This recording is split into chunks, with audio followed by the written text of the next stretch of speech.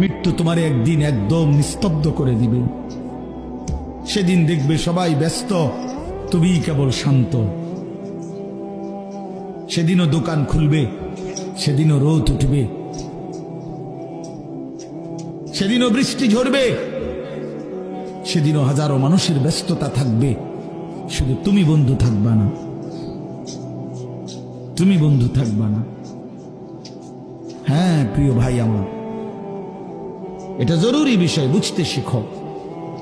নিজের ভালো, নিজের কল্যাণ, এটা বহুতই জরুরি বাপ, বহুতই জরুরি। যাই হোক, আমি লম্বা করে ফেলছি আমার কথা।